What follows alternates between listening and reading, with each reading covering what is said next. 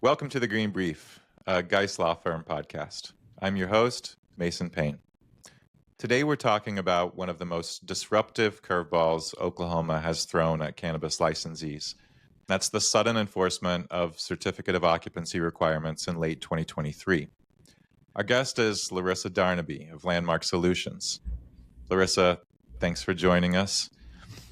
For those who don't know you, can you start by telling us a little bit about yourself and what you do? Thanks, Mason. Glad to be here.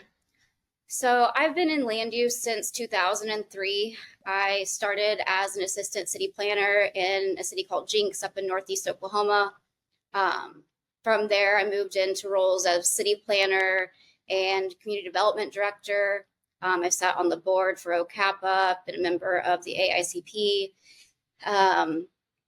So I've been heavily involved in community development, economic development for 22 years now. After leaving government roles, I transitioned into private practice where I consult with businesses like a lot of these cannabis business owners. Traditionally, the background was whenever I would be consulting with clients on the private side was mostly like for zonings and specific use permits and planned unit developments, site design. Obviously, the shift in regulatory policy to require certificates of occupancy created a new demand on my business. And this is one that nobody, myself, has never seen, and nobody in my industry in the state had seen. That was something that either citizens could walk through themselves or business owners in their localities, and or it was something that just didn't exist in rural areas in Oklahoma. How I got into this was in my roles as from assistant city planner up through community development director, it has to do with anything in the built environment. So scheduling the building inspections to typing certificates of occupancy, like on a typewriter back in 2003 on like cardstock that you used to get shipped in. So I feel like I have a really comprehensive and holistic understanding of the policies and the procedures and the rules that are involved in all of this. And I also understand how it works functionally in an office. I mean, if you look back at the communities that I served in, these were communities that were the fastest growing in their respective periods. I'm talking thousands of permits a year. And we couldn't afford to have major delays because this is what kept the communities going. So I feel like I just have a really deep understanding of this situation in particular. For sure, yeah. And, our offices linked up, Geis and Landmark Solutions, where you're at now, because of this certificate of occupancy issue. When we first discussed this issue, you referred to it as a regulatory triangle with OMA, OBN, which is Oklahoma Bureau of Narcotics, and the state fire marshal all kind of pointing fingers, but no one being really clearly accountable.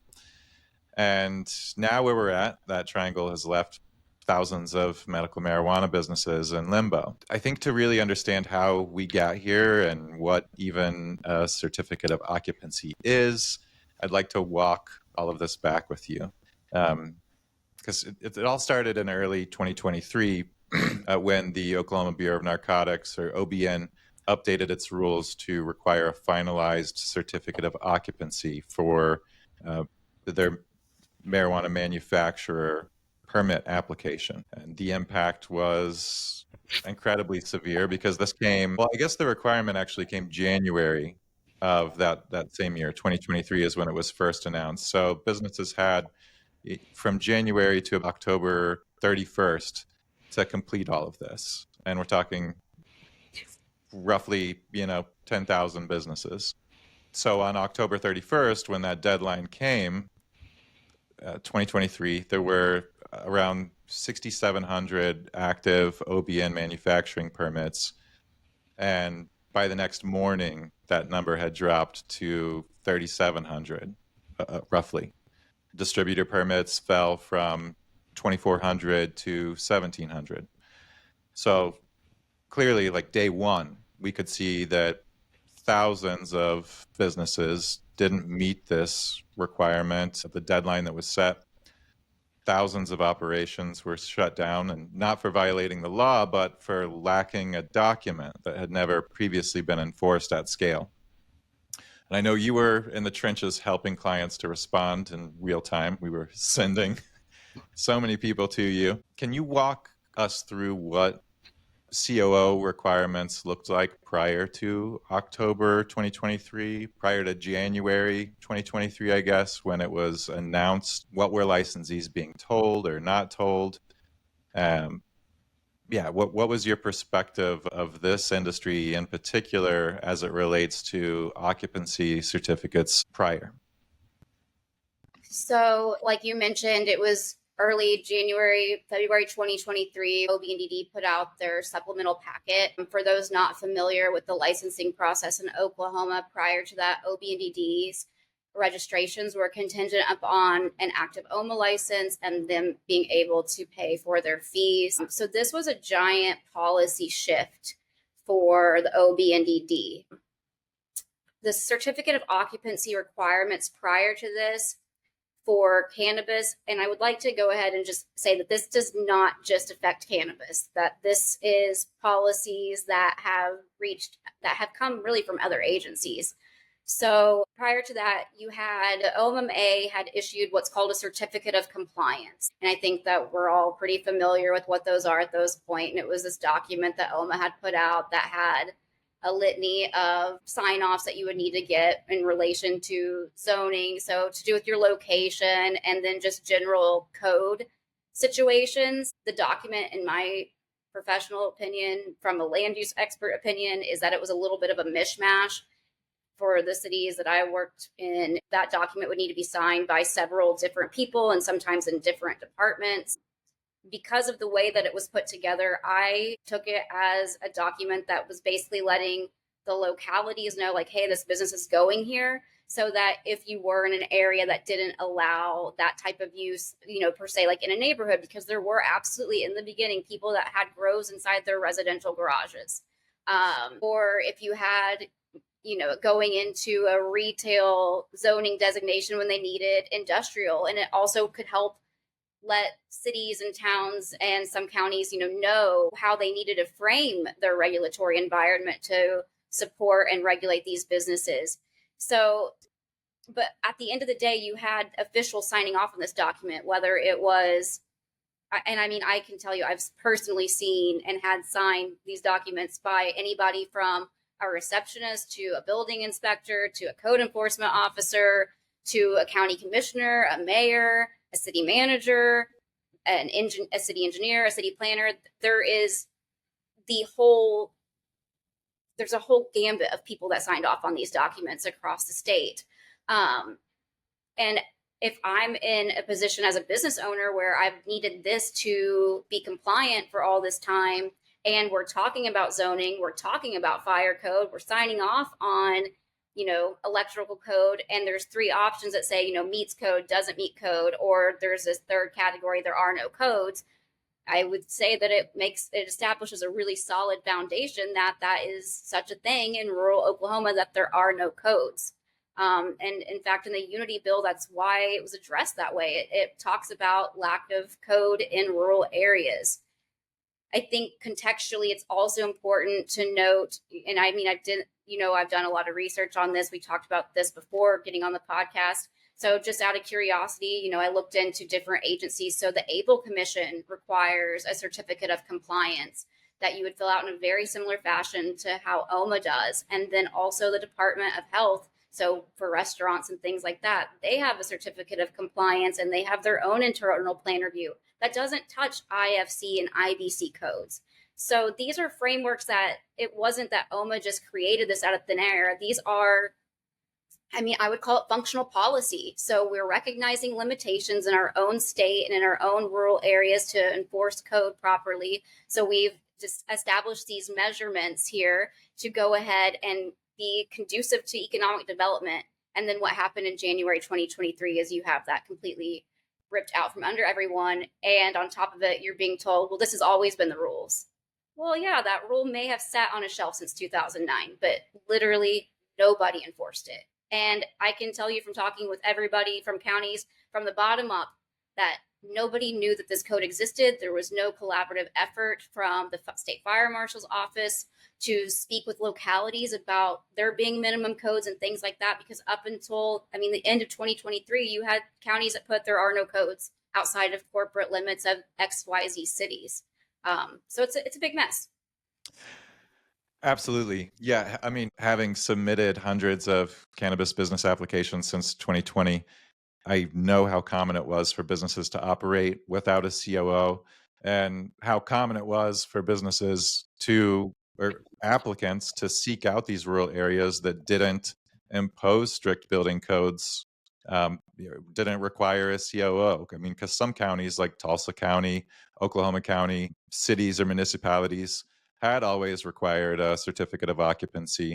So whether OMA required it or OB&DD required it or not, you would need to get the certificate of occupancy from those municipalities or those counties in order to get the certificate of compliance. Yes. And rural counties that didn't really have this structure, they, like you said, would just sign off on the document that they were given, and everyone handled it differently. We could email some of those certificate of compliances to a city clerk or a county clerk and get it emailed back. Some we would have to go get signed in person and go through an actual vetting process where a council would vote on whether or not they wanted to sign off on it, et cetera. Other counties would just issue us a letter that says, we're not touching this. And OMA accepted all of it, as long as we could present something materially back from the county for the certificate of compliance. It worked. It would get you through the application process. And so, like I said, so many thousands of businesses located outside of city limits to avoid that sort of certificate of occupancy red tape, and then are now retroactively working backwards to bring their facilities up to a standard that they never knew they had to meet, and were directly told, quote unquote, that none of it was required where they opened business. So you talked a little bit about these other agencies, and these other commonalities for requirements for certificate of compliance, but I'm wondering, how common is it for other Oklahoma businesses like a mechanic shop or even a pharmacy who may have to have a registration with OBN to operate without a formal certificate of occupancy? Yeah, so the state didn't create this framework for cannabis. It wasn't just like, oh, we've never dealt with this. We're going to create this COC and usher this in. This was an inherited framework that has existed and still exists in the state outside of cannabis for other agencies like the Department of Health, for restaurants, and the ABLE Commission. Um, and answering your question, how does this affect other businesses? I haven't seen it ever affect any other industry of businesses collectively like this in my entire career. And I talk with a lot of engineers and architects and designers and business owners. One thing that it has had an impact on outside of cannabis for my clients in particular is the awareness that the state government can just create policy to override what has been accepted and some of my clients experience for decades. One other thing that I do want to touch on that you said is that a lot of people actively sought out properties in rural areas to get out of the codes, and in saying that, I want to acknowledge that we do have state minimum codes and they do exist, and we know that since 2009. um, and cities like Oklahoma City do have far more stringent codes. Cities like Tulsa, that's a more urban environment, has to have a more collaborative and creative implementation of code. But there are a lot of people, I have a lot of clients that are Oklahomans and have been here a long time, and they just merely went on properties that they had other businesses on. I've got one that's got, a large nursery property that they've operated compliantly for, well over a decade. So it's not just that it's people that actively sought out in an opportunistic way to go in rural areas. It's people that are on their legacy farms that are Right. using them in a way that they've always been allowed to use them except for this. And I think whenever we're looking at this as a whole, it's like, okay, so, and let's even go back a little bit further. I mean, grows can get tax exempt IDs. And there have been case law in other states that we acknowledge that marijuana is an agricultural business. Well, there's agricultural exemptions for building code in the state of Oklahoma. Of course, and recognizing when the IBC 2018 IBC acknowledged indoor cultivations as F1, I think that triggers it a little bit differently. But let's be real, that wasn't even adopted as a state code until 2021. 3 years after legalization of cannabis. It's a big mess. I'm not sure if I answered your question. I think I probably went off a little bit, but there's a lot of things that need to be looked at here. Yeah, and so I guess the main core of what I'm curious about is because I work specifically in cannabis industry. So the first time that I've ever dealt with certificate of occupancy is via this matter coming up and us all having to deal with it. So I'm just curious. I would like to find out if, say, a local pharmacy or someone else who has to have an OB/NDD registration would have to go through these certificate of occupancy processes or enforcement, or even submit it on their OB/NDD application. I don't know. Maybe it'd be a fun experiment to just go through another application and see what's required. Well, let's just put the kibosh on that right now. I have clients that I have one that's a dentist that has to get an OB/NDD. I had one that was a doctor. No, they absolutely don't. And they were completely baffled by this. And honestly, I think that the narrative that a lot of agencies are trying to put out is that marijuana business people are less professional than others. And I will tell you that the most confused clients that I have are the lawyers, the doctors, and the dentist. I don't think I have any pharmacists because they have done this in other businesses. They didn't have to go through this, and it makes no logical sense to them. So I think that, if we just want to put that situation to bed right now, we can. Right. And I guess, to that note, another maybe an agency argument on this could be, well, these marijuana grows have XYZ risks for fire, et cetera, that maybe a dentist office or a pharmacy does not. Or maybe these structures are a little bit more questionable as a whole than a pharmacy on the corner of a main street in a town in Oklahoma. I understand that the policies were backed by the agency stating that this was a life safety issue, that there were dangers associated with these specific uses. And I remember pulling all of the articles last year of anytime that anybody with the OBN, the AG, the governor, the fire marshal's office addressed this, and I think that they cited, there were like 11 to 13 fires, but only 3 of those were in licensed facilities. So from a functional standpoint, you have to question, like, are we really enforcing true risk here? And again, OB&DD doesn't oversee restaurants and liquor distributions, but let's just talk about it from a state standpoint because it's being backed by the governor and the AG's office. I mean, a restaurant's got how many people sitting in it, and they've got grease traps and vent hood issues. And if you've driven through rural Oklahoma, I mean, we've seen some really interesting applications of, we'll call it lack of building code in some of these places, right? And that's just always been what it is. So if I'm addressing it from a safety standpoint, okay, so grows don't have the public coming in them. A lot of them in rural areas are just worked by families. And then let's even get into the dentist office. Like the laughing gas is more dangerous. I mean, CO2, I actually literally said this to a fire marshal in a town that had AHJ. I was like, before this, you would literally have to pick this tank up and beat somebody with it to cause them an injury before they would ever even get sick. Like, there's not enough weight in this thing to cause any damage. And I think that's kind of one of my gifts, is to bring reality back into overly illusionary ideas that are trying to be implemented as fact out there.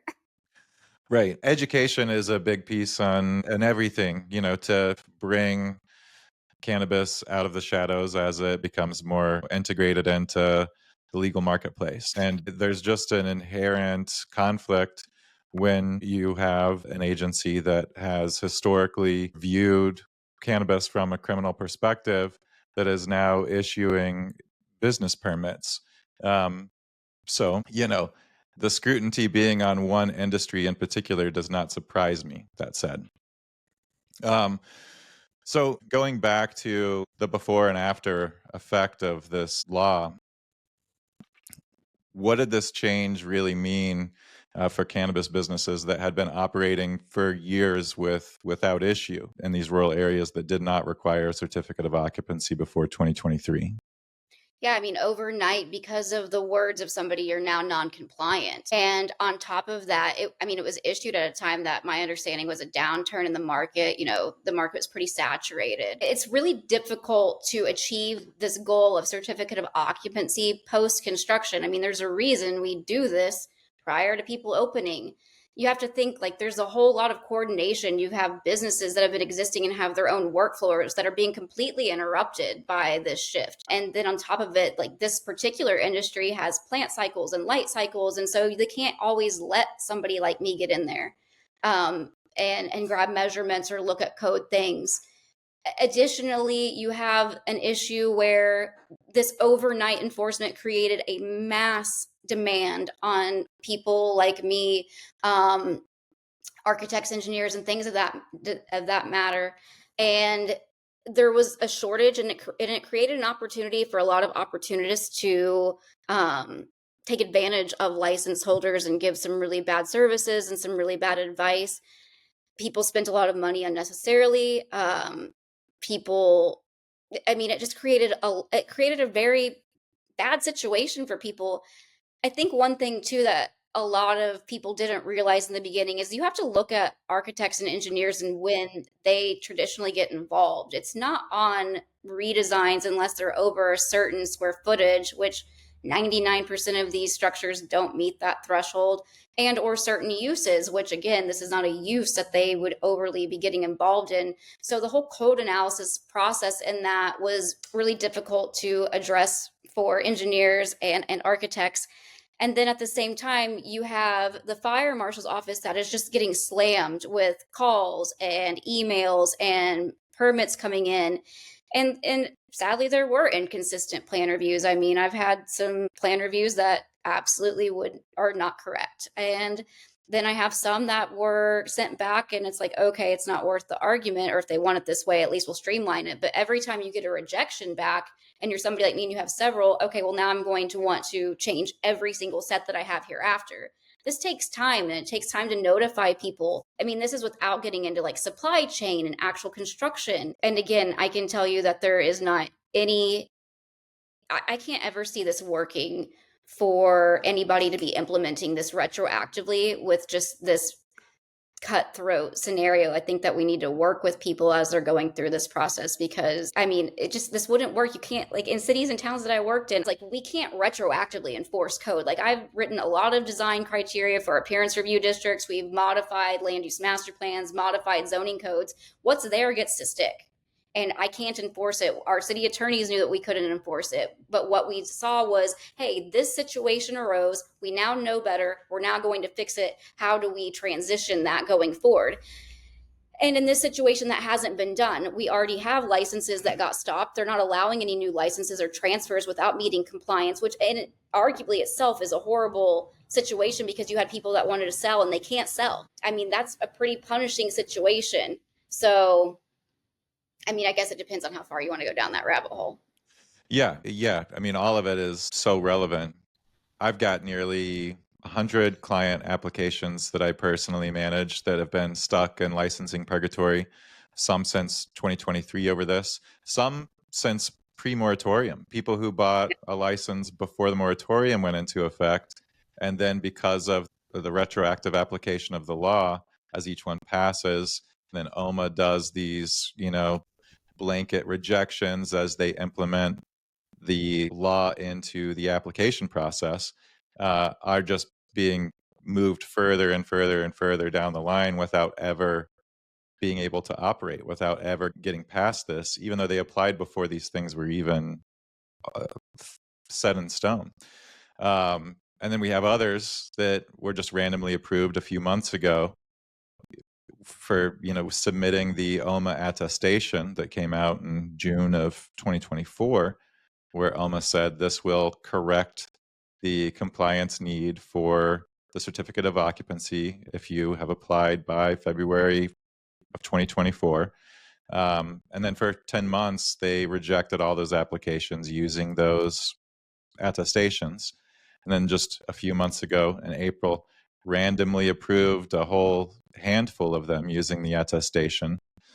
And even those clients are now back in a cycle of perpetual COO rejections again on their subsequent renewal. The exact same applicants with the exact same documents in the exact same cycle that they thought they had just gotten out of finally. So there's inconsistency across the board, seems like to me, whether it's, plan review or application review, start to finish. And it's, the applicants, the people, the licensees, which are Oklahoma small business owners, which I think is what we need to really reframe as the reality. These people are bleeding out. And I really don't even care about intention. If this is intentionally being done to reduce the amount of licenses or harm the cannabis industry, whatever, it's the impact that matters, and that is what's happening. So many of these folks are paying thousands a month in rents to keep facilities that they have pending licenses applications at for 2 years. Thousands for bonds, thousands for permits, thousands to get plans drawn up and an architect to come out and take them through this COO process. So thousands upon thousands to play the game by the book, by the regulatory code as it shifts while their applications are pending, meeting all the deadlines just to continue to be put on hold. We were racing against new OBN deadlines even up to this week. So it's like it's still actively wrecking people's dreams. Operators had to either request a hearing or a safe harbor with OBN by June 16th. But if your hearing doesn't go well, you lose your registration. And I've never witnessed someone who's lost their OBN registration ever get it back. And if you can't prove safe harbor with approved plans from the fire marshal, the only safe route is to surrender and reapply. But that's not realistic, like you said, with people who are in the middle of a plant life cycle, people who have a staff product on site. You just immediately in criminal liability when your permit goes off and there's product in your facility. So, and if you don't have a finalized COO, you still can't even reapply for a new OBN permit as they're suggesting to do. OBN has said that Senate Bill 1635, which was the piece of legislation that we all hoped would get people who were stuck in this process just through, and until they got a final COO. OBN has stated directly that it only applies to renewals and not new registrations. Yeah. And once your registration is canceled or expired because you haven't met one of the criteria, you have to submit a new application. So then you're waiting. Now you're with everybody else who's been waiting for 2 years to be able to turn on, 2 years to bring plants in the building. So the whole situation is actively causing mass attrition and really irreparable harm to businesses that were fully legal, fully compliant one renewal cycle ago. And they're not doing anything differently. So what should licensees actually be doing right now from your perspective? Are there any fast track options for getting operational again? I know you and I have talked about people with property bringing out sort of like prefabbed containers, shipping containers and things like that. Do you have any insight how to get people in a revenue stream? Man, that was a lot. So I'm trying to go back and think about what all was asked in there. And I agree with the sentiment and all of it. And I'm a lot like you. I think focusing on the intention of state agencies that's not what people should be doing. We can sit here and ideate on why they did these things all day long, but it doesn't change the requirements right here, right now, today. For clients right now, what I would recommend them do, I think all you can do is present your best case to the OB and DD. And there's a lot of people that submitted after that February the 1st date. And I will tell you, there are very valid reasons for that. I don't believe that they're in the wrong for that. I think that February 1st date is an issue in and of itself. I was pretty, heavily involved with Senate Bill 1635, Jed with Orca and myself. And then Senator Coleman, he's actually the senator over a property that I'm in his jurisdiction for a commercial property I have, industrial property. I think it's interesting to note, not only is it a retroactive date to February the 1st, it was literally the last week of session when that date was changed. I mean, I remember talking with Judge, like, man, I think this thing is actually going to pass. This is going to do a lot of good. It moved it to November of 2024, but that was a date that was in the future. That gave someone something to work towards. It was now, I know what to expect, and managing expectations is really huge whenever you're providing a service as a state or providing a service as a consultant or providing a commodity like the businesses are. Like, we have to manage expectations, right?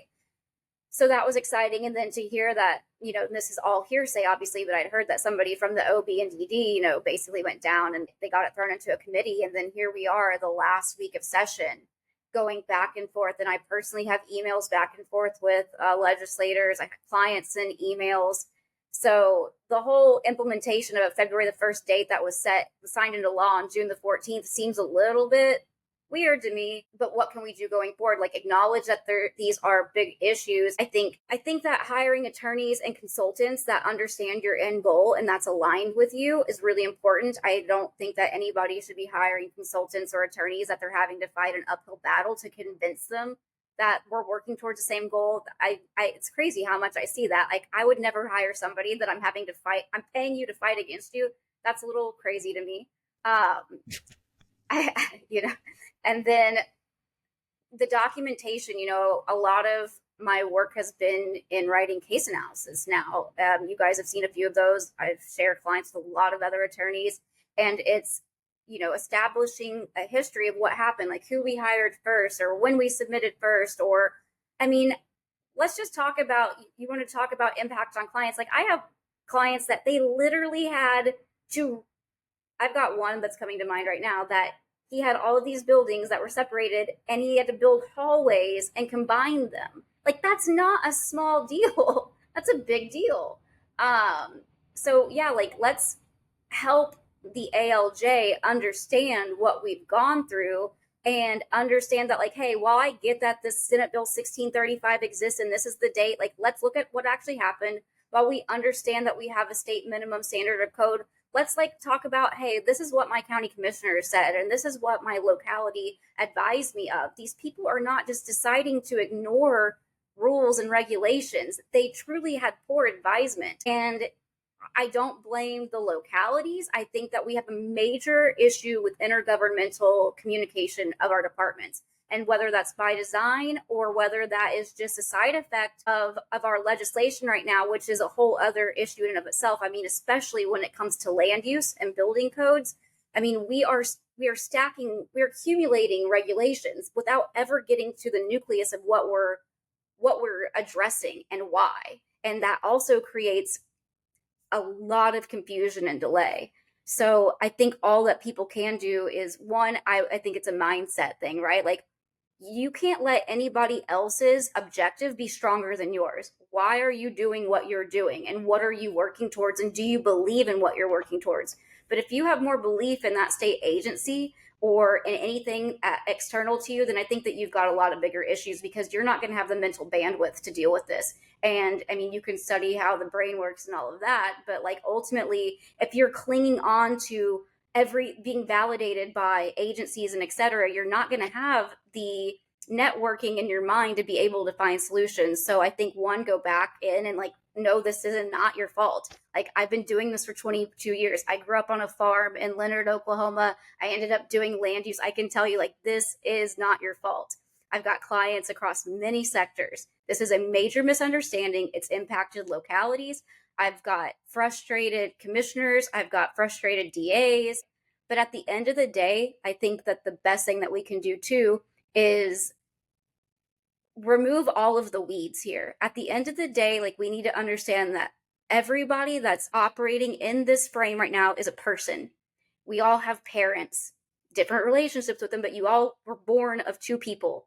A lot of people have kids, they have employees, they have bills. These are all just people trying to do the best they can.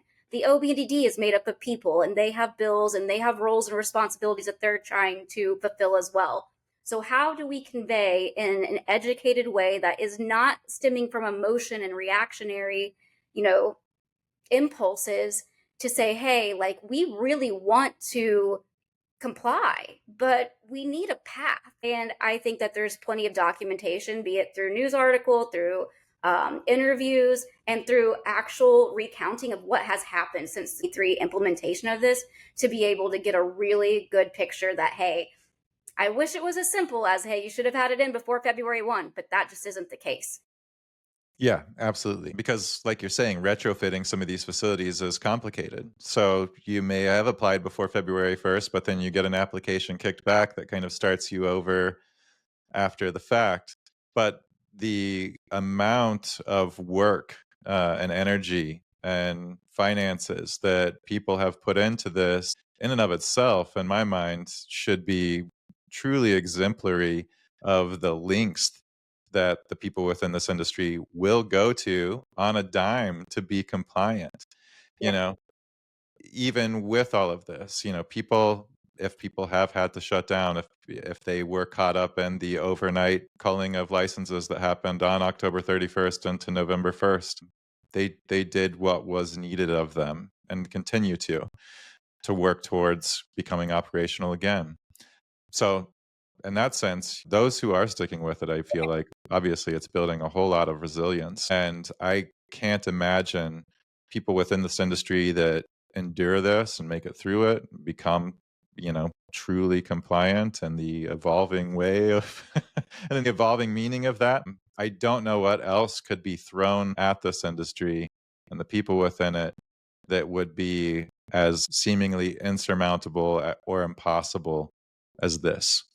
Um, so, looking at it from that perspective and the high mindset, what we should have left after this should be a really tight knit, highly compliant, and capable industry. Overall, um, we have to look at shifts and licensing numbers as well, regardless of the way that these things happen, as a natural movement in an industry as well. When you have a big boom of 12,000 licenses, obviously some of those were never even used. That's why people never even went through a COO process. They just like attached a license to an address and never even did anything. So uh, it looks it can look worse than it is as well from the numbers perspective. And hopefully it gives us a really solid foundation, once we get past this, to rebuild from, in a way that's like, okay, nothing can touch me now. I did the COO thing. I'm set. Um, but yeah, it's changing the day to day. It's changing everything. Back in 2021, 2022, pre-moratorium, when people would call and want to get into the industry, the way we would consult with those clients would be very simple. It's a very straightforward process.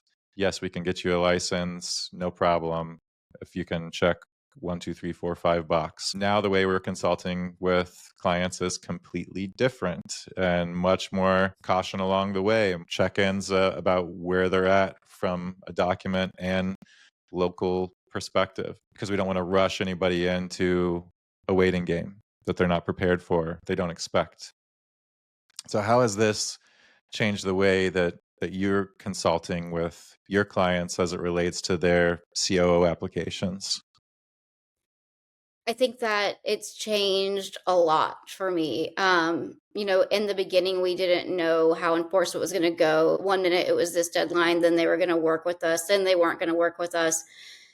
Right now, in this moment, it's a lot more on getting the whole picture. The questionnaire that I send people wanting me to do case analysis is pretty long. And it's at the disclaimer at the top, like some of these questions are going to seem like they don't matter, but they do when we're talking about the entire fabric of this tapestry of what's gone on with you. Whenever I'm dealing with traditional businesses, I guess we'll call them traditional businesses, things that are not cannabis, it's a lot more of a check mark situation, like do X, Y, and Z, and then we can naturally let the life between those pieces come together and make this movement towards the desired outcome. It's different for cannabis. We have basically reduced it down to dates that were made retroactively, reduced it down to codes that have been made for factories on greenhouses. We've overly reduced the pieces of this, and we've done it in such a way that it's really difficult to have life that's going to put this together. So I really try to ask questions that go back to why we're doing what we're doing, why we believed we were compliant, and you were compliant. You were truly compliant up until this point in time.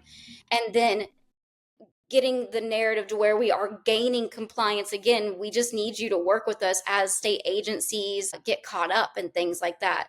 So I don't know if that fully answered your question, but yeah, I mean it's a lot more personal questions on the cannabis side than I would normally get into on other developments. I'm asking like, how long have you lived here? Because that matters. If you were somebody that's owned a business here since before the creation of the OUBCC, and again, like there's nobody in counties that knew that the OUBCC adopted these state minimums in 2019. You know what I mean? I'm just trying to one reinstill in clients like you didn't do anything wrong. But what are we going to do about it now that we have the awareness that we have to move towards this end goal?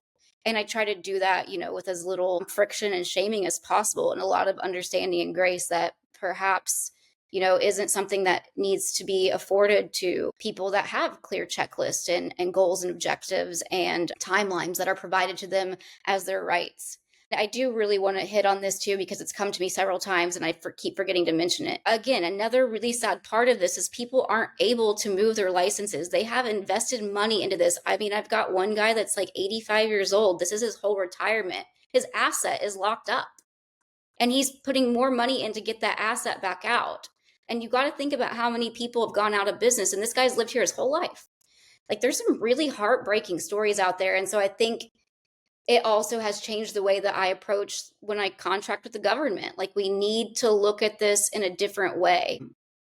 And it's not about pointing fingers. It's about really understanding what makes a community and what makes things thrive in an economic development standpoint and a community development standpoint, and what encourages people that are outside of our jurisdictions, be it cities, towns, counties, and or even our state, what fosters that relationship with our citizens and how do we create policies to get there.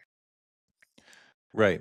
My hope is through some of these OBN hearings and some of the ways that we've interacted with OBN and getting all of these documents over. I hope that proves something that isn't seen about the value of this industry and the human beings that are operating within it, like as you pointed out. I have talked to a lot of officials across the state, and they have absolutely felt the impact on their sales tax. And you have to think about it. These people are operating businesses, and they're driving by gas stations where they purchase things. I mean, this directly affects like cities and towns like bottom line. They're operating off of sales tax. I don't know that it's affected the county so much yet because the sales tax is so much less. And then obviously the ad valorem, values of properties, that's a delayed reaction. But it would be really far removed for me to say that local officials have not noticed the impact to their local economies due to so many people being pushed out of business. I mean, think about electric bills and utilities and all of these things. And nobody wants, imagine a strip center or a mall. Like you don't want to have vacancies that are just gapping there. It puts a mental picture in. So I would say that there are a lot of people at the local level that are highly aware of the impact that this has had. That's good. I mean, yeah, I feel like the more visibility this gets, the more it blows up, the better in some case, because from my perspective, there's no way to sort of logically make sense of it or justify it. These questions should naturally come up when the right information is communicated and it's put into the right context. Yeah. So the the best thing that I can see that we can do is what has been happening organically and because of legal need over the past few months. And that's just the incredibly detailed documentation of process, direct and clear communication about what's happening on site, the issues that have happened along the way of obtaining this document. That to me, that is the best thing that can happen because that is what starts to paint the real picture that gets us beyond the projection field, at least, to where now maybe we can just operate within the regulatory confusion, and that's a lot easier to deal with. My hope is that through all of this, and it's kind of, you said it's a projection field. So I think that anything that comes up in life is something that could be showing us something. And as unfortunate as it is and as painful as it is, I think that what we've learned here is that we've got major gaps in how properties are developed in Oklahoma, and not just in cannabis. And there's been a lot of initiatives that have been created in the last couple of years. Like there's the LEAD committee, where they're assessing how to attract, different businesses. I know one of the statements is how we lost companies like Tesla and Panasonic. And I think that this is showing us you can have every nice incentive, you can have the best billboard, you can have the most inspiring like hashtag, imagine that. But if you don't have the infrastructure in place to support not just the sustainability of existing businesses, but in how to bring in new businesses, like we're really lacking there. Whenever we're so inefficient at a state level, at a local level, at whatever level of government, that we are so overextended on implementing rules that we can't be able to take certain situations and understand that, like, at the end of the day, our state is made up of people and people is what matters. Then what are we doing? Right. Yeah. Yeah, it's very important too. I think what you mentioned about future investment, this is affecting and erasing a lot of investment that have been made into this industry specifically. But things like this, the larger landscape of this sort of regulatory pitfall can also erase future investment. So how do you see the state, or do you think it's possible to build a policy path that enforces these safety standards, if that's the real intention, without erasing the investments that so many people have made in good faith in this industry? Yeah, I mean, I absolutely think it's possible. And really, it has to be for our future. We can absolutely enforce safety without wiping out the investments people made in good faith. But it starts with telling the truth about where we're at. As a state, we're not where we want to be. And we're not going to get there by doubling down on dysfunction. Again, we've got legislators asking why we can't land Tesla or Panasonic.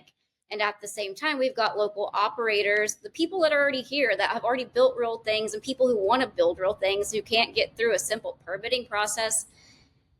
We've got systems that either don't exist or they don't talk to each other. And we've got agencies with some overlapping authority, but no shared strategy. And this has just been normalized, but it's not normal and it's not working. So I think that, like I said, it's exposed something much deeper, and we don't have a government's issue in one sector necessarily. We have a development infrastructure problem, and we've got policy written on top of policy with no connective tissue, no feedback loop. I mean, it's kind of like dead nerves in a body. We've got pieces that aren't communicating and there's no life force moving through it. And I think that we've got to rebuild that. There's several fixes that exist. Counties can take AHJ. And again, that's not a simple thing to do because of layered policy and statutes that exist, but there is a functional path towards that. They could authorize third-party inspectors that are in state at the state level. This was something that's been talked about a lot at the commissioner meetings, but for whatever reason, even though my understanding is it was voted on, it's never been actually done. The fire marshal's office could issue temporary use permits, and acknowledging that we have, these applications in and we're behind, but we don't want to slow up the renewal and registration process. There's a lot of ways to structure this better. It's just, we're choosing not to. And the cost of that isn't abstract. I mean, it's measured in jobs, it's measured in, lost sales tax, it's measured in lower property values and failed projects, installed communities. I mean, Oklahoma overall has a very low growth rate that's far behind the rest of the nation. That's not because of weed, that's not because of anything other. It's a direct reflection of our ability to attract quality businesses because we're not being quality governance. We need to stop trying to control everything from the top, and we need to start investing in functional alignment. We don't need more incentives. We need systems that people can navigate, that people don't need it to be perfect. They just need clarity. I mean, imagine what our clients would have been able to deal with if they just had clarity from the beginning. There's been so many pivots in this. That way people know what they're getting before they invest their time, their capital, their reputations. Maybe they would decide to spend, 5 years of their life. Like if we only live to 80, that's a significant percentage of your life. We need to rebuild trust, and that's how we're going to be able to grow real economies. I think that we have a gorgeous state. We have, a lot of natural resources. We have a lot of brilliant people. We have land that people want to be a part of, and we don't need to tear everything down, and we don't need to point fingers, but we need to connect the pieces, and we need to assess where we're at and how we're going to move forward. I think that's the path forward for me. Yeah, all of that I think is so important, and you said it beautifully. Confusion has been one thing that is impactful in and of itself. A lot of these businesses that are stuck in this process can't forecast, can't do any business planning whatsoever because they don't know if they have one, or they don't know if they will have one. So the uncertainty is a massive toll emotionally, financially, in every way, shape, or form. And the gaps of misunderstanding and the regulatory gaps and the communication gaps, all of those things that you're mentioning are crucial to close, because that's exactly whether they're being intentionally weaponized or whether it's just normal shortcomings of that system not being fully connected or cohesive. It's causing real damage, and it wouldn't have the ability to if there were safety nets, if there were just more connected pieces of the puzzle. At least people could navigate what they're going through in a way that had a clear path and had some real insight and answers. On that note, do you have any insight into like where the fire marshal is with processing applications, or what licensees who are stuck in this process can maybe expect as far as timelines? I mean, as far as where they're at, my understanding is they're about in July to August of 2024 submissions. If somebody submitted in October of 2023 and you haven't heard back, there's an issue. You need to call in. And I know that it's hard to call in. They're so overwhelmed and it's difficult to get information from them. What's hard, that's a really hard question to answer, because, if somebody that first submitted in October and they had rejections and where they're at, every time you resubmit, you start back over. It's one reason why I would rather delay a submission to say, hey, we got this note on this, so we know that the fire marshal wants it this way. We're going to go ahead and advise all clients to make this change, because I don't want to cause any more burden to the fire marshal's office. I mean, we understand what the rules are, so let's go ahead and deal with it on the front end so that we don't create any more bottlenecking. They have opened up, the third-party plan reviews digitally. They did get Excella up and running, thank God. That takes a lot of the funny business out of it. Unfortunately, the downside of hiring the third party is that the fire marshal's office still is the piece that has to push that through. I don't have any data that I've seen consistent enough to report back to give anybody any meaningful expectations at this point in time. Well, that's fair enough. That's kind of as clear as it needs to be. I think that's one thing that a lot of people have communicated being so frustrated by, is just this kind of like being led along by agency 1, 2, or 3, and then something changing or a pivot happening, and then just being in the dark. And so, I know I would appreciate just being told the realness from the jump. Where can people find you if they need help navigating this or planning around it? Oh man, so my social media is pretty light, pretty weak. I hope to be changing that. I plan to change that here in the next couple of weeks. So I'll be building more on Instagram, LinkedIn, and Facebook. I'm putting together an email list to give updates, so when I do see something consistent or something that people should be aware of to add to their own business processes and filings, as we're going through this process with the OB&DD. If somebody wants to get in on my email list, just shoot me an email. My email is larissa@landmarksolutionsok.com. You can check out my website at landmarksolutionsok.com. And I think, I just would like to end on some final thoughts, and it's that the market is unpredictable, but I don't think that it means it's unworkable. And hopefully just conversations like this provide a lot of clarity and transparency, because I think a lot of people feel like they're alone, and maybe they have questions of whether they did something right or wrong. And I can tell you, like, while each one of these jobs has been different, which is a difficulty in and of itself, in design and development. Like, Walmart's build out a certain way, Quick Trip builds out a certain way, but all of these jobs are different. But there's a lot of common threads here. And the common threads, I think, if we are just being honest with those, makes people feel a lot better. And I think that at this point, we've gotten the market, the industry has gotten smaller, and you have people with a lot more integrity, people that aren't looking to point fingers and looking to place blame, like they're just wanting to make it. And so hopefully we can have like good conversations like you and I just had, and encourage the community to have those with themselves, because I think that it really adds a lot of, color to the picture that helps decision makers and policy creators do a better job in the future. So Absolutely. Yeah, a unified force is always a stronger one. I see that naturally happening overall in the way that I think Jed and I even talked about this in the last podcast, like just the tact that people are coming at, the candor, the way that everything is sort of improving, even as the intensity and the stakes increase. I am super, proud to see that people are responding that way under increased pressure. So I think it is, like we said earlier, just really crafting a resilient identity in the industry that will be so much more effective in creating a healthy market, but also sustaining relationship with the regulators, with the legislature, who can make these decisions, see and hear us in these more impactful ways. for sure. I think that there's a lot to be proud of here for people. Definitely. As hard as it is. Yeah, as hard as it is. Every now and then just have to reshift the perspective, and that's what keeps the fuel and the fire alive to keep going. Yeah. Well, Larissa, thank you so much for joining me today and breaking down this regulatory maze.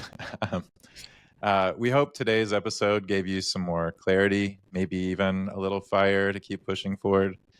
If you found this episode helpful, please make sure to subscribe, share, and stay tuned for more real conversations from the Green Brief. Larissa, thank you again. Thank you for having me.